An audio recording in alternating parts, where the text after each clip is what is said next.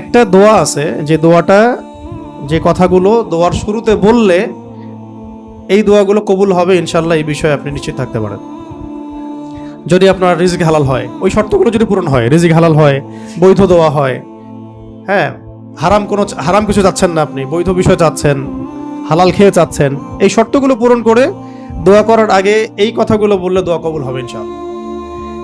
আমি তো আর বলতে পারবো না 100% কবুল হবে, এটা তো আমার পক্ষে বলা সম্ভব না, কিন্তু সবচেয়ে শক্তিশালী যে ওসিলাগুলো দোয়া কবুল করানোর জন্য, সেটা এটা একটা। আমাকে যদি বলেন যে আপনার জানা মতো সবচেয়ে বেস্ট ওসিলা কোনটা দোয়া কবুল, আমি বলবো এটাই। এটার সাথে আরো একটা আছে, ওটা আরেকদিন বলবো ইনশাআল্লাহ। সেটা হচ্ছে আপনি আল্লাহ রাব্বুল আলামিনের এই একত্ববাদের ওসিলা দিয়ে দোয়া করবেন।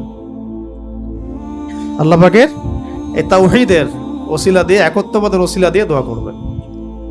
এইভাবে বলা, পরে শুনে আপনারা মুখস্থ করে নিয়েন। দোয়া করার আগে আল্লাহ পাকের প্রশংসা করা, আলহামদুলিল্লাহটাও আল্লাহ পাকের প্রশংসা, এবং রাসূল সাল্লাল্লাহু আলাইহি ওয়াসাল্লামের প্রতি দরুদ শরীফ পড়া একবার, অন্তত একবার, চাইলে আপনি অনেক পড়তে পারেন।